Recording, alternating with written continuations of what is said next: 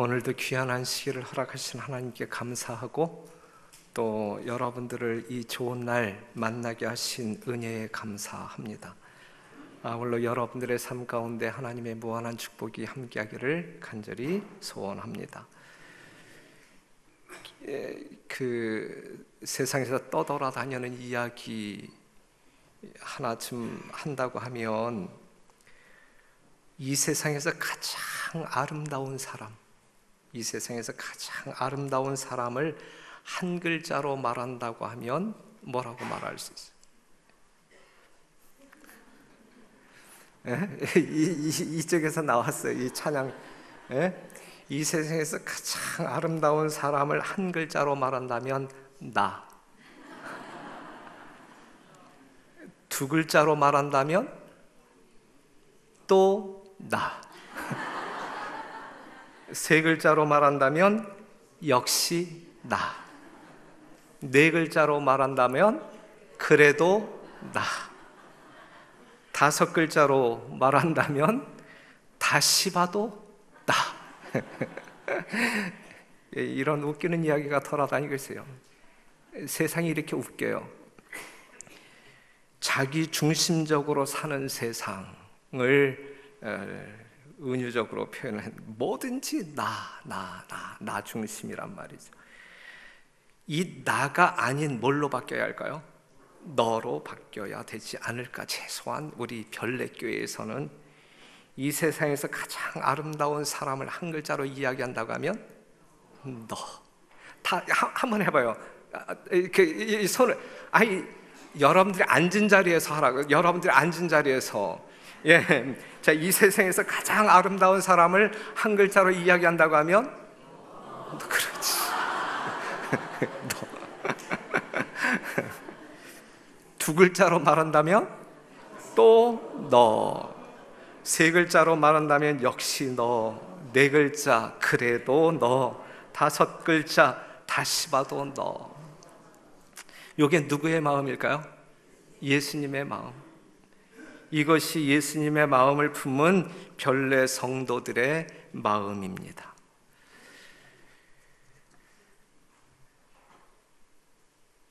요한복음 11장 32절에 있는 말씀을, 마리아가 계신 곳에 와서 보이고 그 발 앞에 엎드려 가로되 주께서 여기 계셨다면 내 오라비가 죽지 아니하였겠나이다 하더라. 예수께서 그의 우는 것과 또 함께 온 유대인들의 우는 것을 보시고 심령의 통분히 여기시고 민망히 여기사 가라사대 그를 어디 두었느냐 가로되 주여 와서 보옵소서 하니 예수께서 눈물을 흘리시더라. 오라비, 누가 죽었을 때? 나사로가 죽었을 때 그의 누이 마리아와 마르다는 울었습니다. 아주 슬프게 울었습니다. 온 유대인들이 울었습니다. 누구도 울었어요? 예수님도 울었습니다. 죽어서는 안 될 사람이 죽었어요. 요한복음 11장 3절, 이에 그 누이들이 예수께 사람을 보내어 가로되 주여 보시옵소서 사랑하시는 자가 병들었나이다 하니 예수께서 들으시고 가라사대 이 병은 무슨 병이라? 죽을 병이 아니라. 죽을 병이 아니라. 가라사대 이 병은 죽을 병이 아니라. 여러분, 죽을 병이 뭡니까? 죽을 병은 무엇이고 죽지 아니할 병은 무엇입니까? 암은 죽을 병이고 감기는 죽지 아니할 병입니까? 죽을 병이 아니라 그래서 죽을 병이 아니라. 죽을 병이 아닌 병이 어떠한 병일까? 예수 믿지 않는 병 말고는 어느 병도 죽을 병이 아니다. 이렇게 성경적으로 말할 수 있겠습니까? 예수 믿지 않는 병, 그거 말고는 이 세상에 죽을 병은 없다. 그래서 주님은 나사로를 살리십니다. 이 말씀을 하시고 큰 소리로 나사로야 나오라 부르시니 죽은 자가 수족을 배로 동인 채로 나오는데 그 얼굴은 수건에 쌓였다가 예수께서 가라사대 풀어놓아 다니게 하라 하시니라. 예수 믿고 죽는 자들은 죽을 병이 아니기에 나사로를 살리신 주님이 다시 살리시는 것입니다. 그것이 부활이고 그것이 성경에서 말하는 진정한 자유입니다. 사단에게 매이지 아니하고 사망에게 매이지 아니하는 진정한 자유입니다. 누가복음 7장 11절에 있는 말씀, 나인성 과부의 이야기. 그 후에 예수께서 나인이란 성으로 가실새 제자와 허다한 무리가 동행하더니 성문에 가까이 오실 때에 사람들이 한 죽은 자를 메고 나오니 이는 그 어미의 독자요 어미는 과부라. 그 성에 많은 사람도 그와 함께 나오거늘 주께서 과부를 보시고 불쌍히 여기사 울지 말라 하시고 가까이 오사 그 관에 손을 대시니 맨 자들이 서는지라. 예수께서 가라사대 청년아 내가 네게 말하노니 일어나라 하시매 죽었던 자가 일어나 앉고 말도 하거늘 예수께서 그를 어미에게 주신대 모든 사람이 두려워하며 하나님께 영광을 돌려 가로되 큰 선지자가 우리 가운데 일어나셨다 하고 또 하나님께서 자기 백성을 돌아보셨다 하더라. 나인성은 가버나움에서 30 내지 40km 떨어진 갈릴리 해변가에 위치한 조그만 마을입니다. 여기 아주 처량하기 짝이 없는 장래 행렬이 묘사되고 있어요. 관 속에 들어있는 어미는 과부였고 그 관 속에 들어있는 그 청년의 어미는 과부였고 하나밖에 없는 아들에게 희망을 걸고 지금까지 버팅기며 살아온 사람. 그런데 그 아들이 뭐 했어요? 죽었어요. 아들 하나밖에 없는 과부였지만 그 아들 하나 때문에 지금까지 버팅기며 살아왔지만 그 아들이 죽었어요.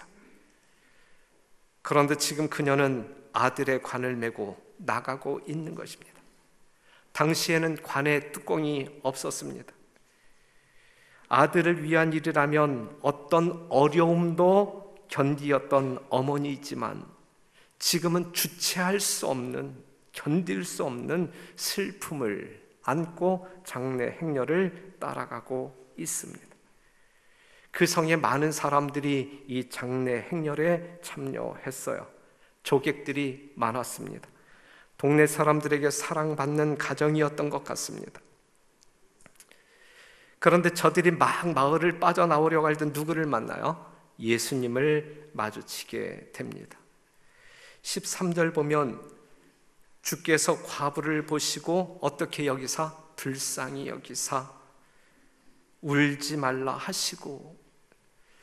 성도 여러분, 이 나사로가 죽었을 때 마리아와 마르다 슬픔 중에 상한 마음을 가지고 하염없이 울고 있을 때에 주님께서 그들에게 위로자로 나타나십니다.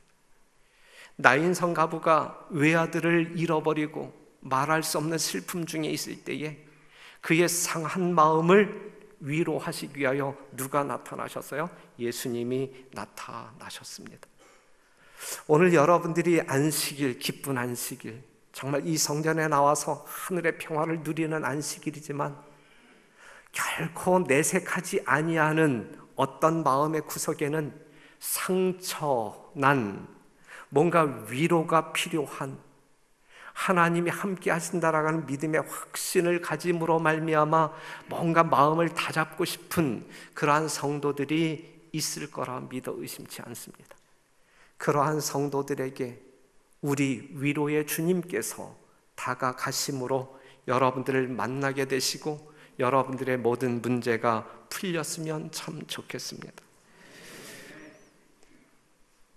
지난 목요일 아침 느닷없는 문자 하나를 받았어요. 우리 저녁 예배 때에 저 위층에서 예배를 드리는 본교에 출석은 안 하고 있지만 전에 한번 금요일 저녁에도 부부가 특창을 했던 그 젊은 부부인데 큰 아이가 10살 된 딸이 있었고 그런데 최근에 제가 교회에서 보았을 때에 이제 어떤 그 해산이 가까운 이 임신한 모습을 보았거든요. 그런데 그 집사님에게서 문자가 왔는데, 목사님 기도해 주세요. 지금 우리 아가 장례를 치릅니다.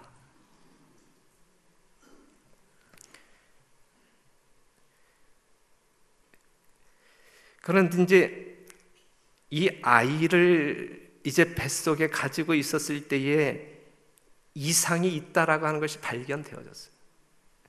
그래서 이제 이 아이가 태어나면 얼마 못 살고 죽는다라고 하는 이 의사의 이야기를 들었어요.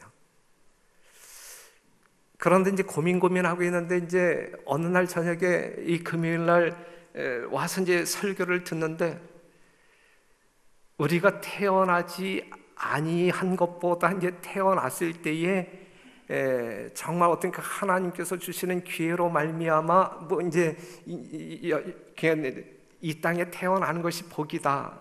이제 그럴 때에 우리가 정말 어떤 그 주님을 만날 수 있는 기회를 얻음으로 말미암아 영생을 얻든지, 뭐 이제 이러한 설교를 제가 한 기억이 나는데, 그 설교를 듣고 이 아이를 집어서는 안 되겠다.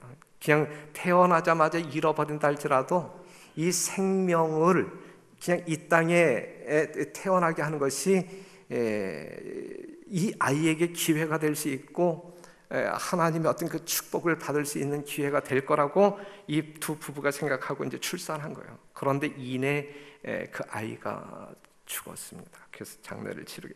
이러한 이 젊은 부부의 그 힘든 마음을 누가 위로해 줄 수 있을까? 누가 위로해 줄 수 있을까? 그분들에게 진정 주님이 다가가심으로 말미암아 어느 인간도 줄 수 없는 위로를 경험했으면 참 좋겠다 생각합니다. 예수님은 이 나인성 과부에게 울지 말라 말씀하십니다. 그런데 이 여인에게 이 말이 정말 위로가 되었을까? 장례식에서 우는 것이 지극히 정상 아닙니까? 더군다나 하나밖에 없는 외아들을 잃어버린 그 어미의 그 고통, 그 슬픔을 어찌 억제할 수 있단 말입니까? 그러한 여인에게 울지 말라. 예수님께서 울지 말라 하심은 그녀의 슬픔에 동참하고 계신다라는 의미이고, 아들의 죽음이 문제가 안 된다라는 사실을 보여주고 있는 그러한 메시지이기도 합니다.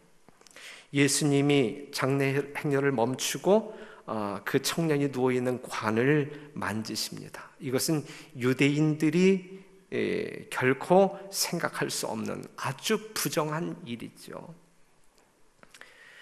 장례 행렬은 멈추었고 곡소리가 끝났습니다. 긴장감이 팽배했고 구경꾼들이 머리를 비집고 내밀기 시작합니다. 이때에 예수님께서 어떤 명령을 내리셨어요? 가라사대 청년아, 내가 내게 말하노니 일어나라 그랬어요. 그 음성은 죽은 자의 귀를 뚫었고 젊은이는 그의 눈을 떴습니다. 예수께서 손으로 그를 안아서 들것에서 내렸습니다. 그리고 그 젊은이는 어머니를 쳐다보더니 서로 오랫동안 껴안. 무리들은 하나님을 찬양하기 시작합니다. 그리고 그 장례 행렬은 방향을 바꾸어서 나왔던 나인성으로 다시 들어갑니다. 곡소리가 찬양의 소리로 바뀌어집니다. 나인성 과부가 누구를 만났을 때 일어나는 사건이에요. 예수님을 만났을 때. 슬픔의 무리들이 누구를 만났을 때, 예수님을 만났을 때 찬양으로 바뀌는 사건입니다. 자식만을 바라보고 살았던 과부는 자식을 살리는 예수님을 바라보고 살 수 있었어요. 지금까지 그 여인은 누구만 바라보고, 자식만 바라보고 외아들만 바라보고 살아왔었지만, 그 외아들을, 죽은 자기 아들을 살린 이 예수님을 경험하는 순간, 이제는 누구를 바라보고 사는 인생으로 전환됩니까? 예수님을 바라보고 사는 인생으로 전환돼요. 이러한 여인에게 또다시 그 아들이 죽는다라고 할 때에 위로가 될까요? 위로가 되지 아니할까요? 위로가 됩니다. 예수님이, 살리시는 예수님을 바라볼 수 있는 영적인 안목이 뜨였기 때문에 위로가 될 수 있어요. 이러한 예수님이 오늘 여러분 모든 심령 가운데, 이 신앙적인 삶 가운데 있게 되기를 간절히 바랍니다.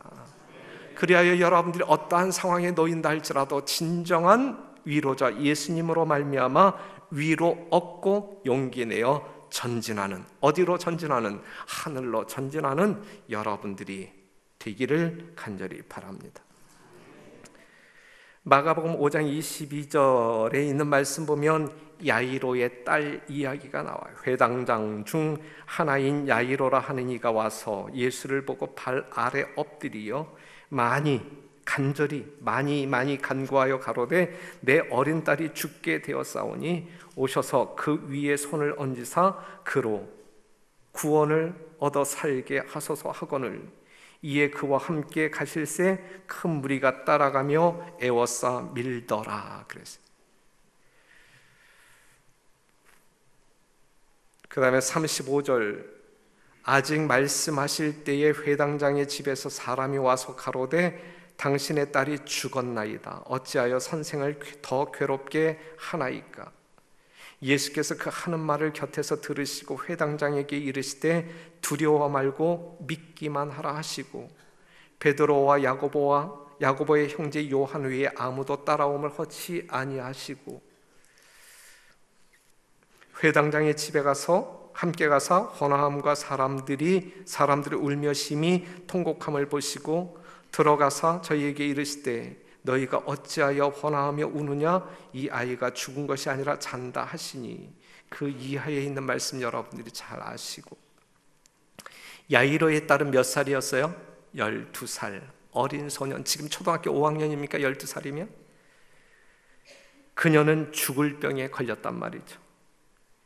야이로는 할 수 있는 모든 방법을 다 동원하여 아들을 살리기 위하여 애쓰죠. 하지만 속수무책이었습니다. 결국은 누구에게 찾아옵니까? 예수님에게 찾아와요.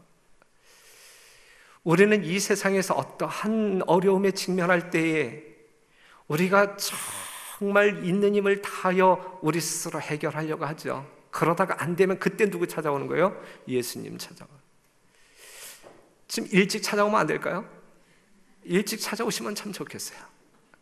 여러분들이 하다가 결국 안 될 때에 마지막으로 예수님을 찾아오는 것이 아니라 처음부터 예수님을 찾는 그러한 성도들이 되었으면 참 좋겠습니다. 예수를 찾아 간절한 도움을 요청하지요. 예수는 그의 집을 향하여 갑니다. 하지만 도중에 누구를 만나요? 12년 동안 혈류증으로 앓고 고통하는 한 여인을 만나죠. 그리고 그 여인의 믿음으로 말미암아 그 여인이 고침을 받게 되고, 그러는 사이에 이제 시들시들했던 야이로의 딸이 죽었다라는 소식을 이제 하인으로부터 듣게 됩니다. 하인은 더 이상 선생을 괴롭게 하지 말라 그랬어요. 더 이상 예수님을 괴롭게 말라. 예수님이 오실 필요 없다. 죽었다. 끝났다. 모든 것이 끝났다. 여기 지극히 상식적인 이야기죠. 자, 이 아이가 정말 죽음 위기에 있을 때에 예수님의 도움으로 살리고자 하는 그러한 어떤 그 노력이 필요한데 이미 이제 호흡이 끊어졌단 말이죠. 그런데 뭐 어떻게 하겠냐? 이젠 끝난 거죠. 상식적인 이야기예요. 합리적인 이야기예요. 하지만 분명한 사실은 그것이 상식적인 이야기일 수 있고 합리적인 이야기일 수 있지만 그것은 분명 믿음의 이야기는 아니다라고 하는 사실. 믿음의 이야기는 아니다.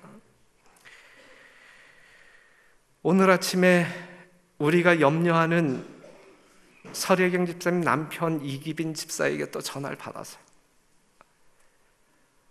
많이 힘든 모양이에요. 많이 힘든 모양이에요.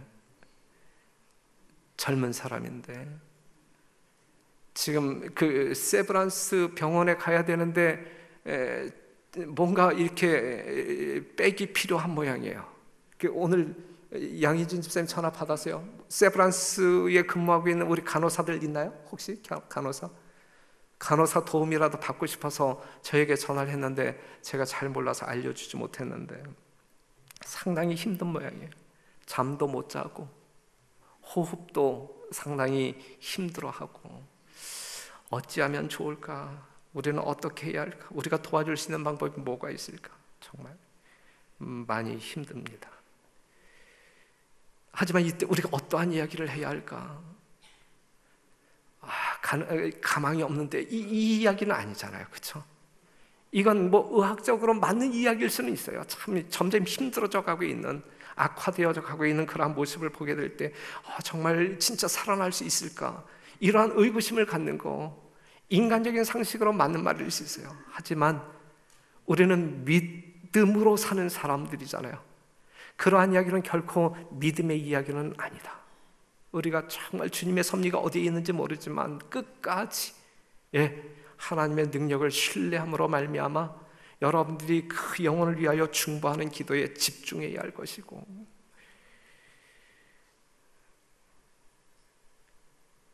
그 영혼을 위하여 기도하는 한 집사님이 어느 날 전화해서 울면서 어떻게 해야 돼요? 어떻게 해야 돼요? 그 해답 제가 갖고 있지 않아요. 여러분들이 믿는 예수님이 그 해답을 가지고 있습니다. 이 하인의 소식을 들은 야이로의 슬픔과 허무함은 어떠했을까? 뭔가 기대를 가지고 예수님을 모시고 가는 길에 죽었다라가는 비보를 들었을 때에 그의 절망적인 허무감은 얼마나 컸을까? 그러한 야이로의 모습을 바라보시는 주님께서 하신 말씀, 두려워 말고 믿기만 하라. 두려워 말고 믿기만 하라. 우리 이기빈 집사님이 이 이야기를 들어야 되고, 또 위하여 염려하는 우리들이 이 이야기를 들어야 할 주의 말씀 아니겠습니까? 두려워 말고 믿기만 하라. 아이의 죽음을 애도하며 통곡하는 자들에게 예수님은 아이가 죽은 것이 아니라 잔다고 말씀하셨습니다. 그때 사람들은 웃었어요. 그건 비웃음이었고 조롱 섞인 웃음이었습니다. 우리가 죽음이라고 하는 것을 주님은 잔다라고 말씀하셨습니다. 우리가 절망하고 있는 그 순간에 우리 주님께서는 우리에게 소망을 말씀하고 계십니다. 여러분들이 어떠한 절망이 있다 할지라도 우리 주님께서 들려주시는 말씀은 소망이다라고 하는 사실을 기억하시고, 어두운 그러한 환경 속에서도 하나님의 음성을 통하여 소망을 얻으시는 여러분과 제가 되기를 간절히 바랍니다.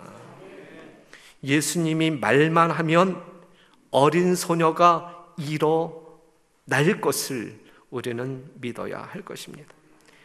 진실로 너희에게 이르노니 죽은 자들이 하나님의 음성을 들을 때가 오나니 곧 이때라. 듣는 자는 살아나리라 그랬어요. 살아나리라.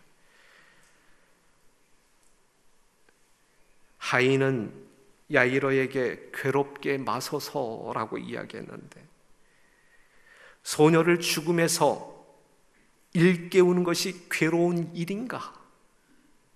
예수님에게 결코 그렇지 않다. 그런 일을 하지 않는 것이 괴로운 일 아니겠는가? 예수님이 드디어 외치지요. 달리다굼, 달리다굼. 소녀야, 내가 네게 말하노니 일어나라. 이 주의 음성을 야이로의 딸이 들었을 때 생명의 박동이 다시 뛰기 시작했고, 입가에는 미소를 머금었고, 잠에서 부시시 일어나는 것처럼 눈을 열었고, 모여있는 주변의 사람들을 이상히 여기며 바라보았습니다. 그녀가 자리에서 일어났고, 부모들은 그녀를 품에 안고 기쁨의 눈물을 흘립니다. 마음이 상한 자를 그런 방법으로 대하신 주님께서는 다시 오시겠다 말씀하셨어요. 다시 오실 이 예수님, 모든 사람들의 상처를 어루만지시며 위로하셨던 이 예수님, 여러분들은 만나보실 마음 있으십니까? 만나시는 여러분들이 되시기를 간절히 바랍니다. 두려워 말고 믿기만 하라. 위로와 격려의 말씀을 하시는 예수님이 오늘 우리 중에 계심을 감사하게 여기시는, 그리하여 찬양하시는 여러분들 되시기를 바랍니다. 나사로가 죽었어요. 장년 나사로, 청년 죽었어요. 나인성 과부의 아들 청년이었어요. 청년이 죽었어요. 야이로의 딸 죽었어요. 어린 아이였어요. 장년도 죽었고 청년도 죽었고 어린 아이도 죽었어요. 죽을 나이가 정해져 있다는 이야기가 아니에요. 세대를 불문하고 죽을 수 있어요. 하지만 세대를 불문한 어떠한 죽음일지라도 우리 주님께서는 분명히 살리십니다. 죽는 자에 무엇이 있다고 하면 믿음이 있다고 하면, 죽는 자에게 예수님을 믿는 믿음이 있다고 하면 언제 죽어도 분명히 우리 주님은 살리십니다. 나사로는 죽어서 무덤에 갇혔고, 나인성 과부의 아들은 관 속에 있었고, 야이로의 딸은 자리에 누워 있었습니다. 하지만 주님께서 다 살리셨어요. 우리가 죽어서 어떠한 상태에 있다 할지라도, 화장하여 그냥 뿌려진 영혼일지라도, 아니면 정말 어떤 그 쇠간에 꽉 잠겨있는 그러한 상태에 놓여 있다 할지라도 우리 주님께서는 상태, 상황을 상관하지 아니하고 다 뭐 하신다고요? 살리신다고요. 네, 살리신다. 사랑하는 성도 여러분, 우리들의 영적인 상태는 어떠합니까? 우리는 영적으로 이야기할 때에 장년도 있을 것이고 청년도 있을 것이고 어린 아이와 같은 그러한 사람들도 있을 것인데, 여러분들의 영적인 상태는 죽었습니까? 살았습니까? 죽은 나사로를 살려야 했다고 하면, 죽은 청년, 죽은 어린 아이를 살리셔야 했기 때문에 살리셨다고 하면, 오늘 우리들을 우리 주님께서는 살리시고자 하지 않겠습니까? 살아나야 되지 않겠습니까? 분명 살아나야 할 것입니다. 죽음을 애통해 할 때에 주님은 불쌍히 여기시고 살리셨습니다. 여러분은 여러분의 영적인 죽음을 애통해 하십니까? 애통하는 자는 복이 있나요? 자신들의 영적인 상태를 점검하시고 믿음에 서 있는가를 판단하시고 정말 예수 그리스도의 위로를 구하시는 그러한 겸비한 간절한 심령이 있을 때에 그들이 진정 주님의 위로를 받게 될 것이고, 분명 다시금 영적으로 부활하는 놀라운 경험을 하게 될 것입니다. 주님께서는 여러분들에게 믿음의 진보를 보이라 그랬어요. 여러분들의 믿음이 지금 어느 시점, 어느 지경을 달려가고 있는지 보이라 그랬어요. 우리의 믿음을 보기를 원하시는 주님께 여러분들이 계속적으로 진보하고 있음을, 전진하고 있음을, 자라가고 있음을 보여주시는 여러분들이 되시기를 간절히 바랍니다. 우리 주변에 마음이 상한 자들이 분명 있습니다. 돌보아야 할 것입니다. 나가 아니라 정말 너를 생각하면서 그들에게 진정한 위로자로, 보혜사로 여러분들이 살게 되기를 바라고, 여러분들 때문에 영적으로 위로받고 용기 얻는 그러한 영혼들이 우리 주님께 가까이 나와 구원함에 이를 수 있는 놀라운 역사가 있게 되기를 간절히 바랍니다. 모쪼록 지금 우리 별내교회 성도들 중에 상당히 급하면서 간절한 하나님의 도움을 구하면서 정말 갈팡질팡하고 있는 환우들이 있습니다. 아시잖아요? 매번 주보에 나아가잖아요.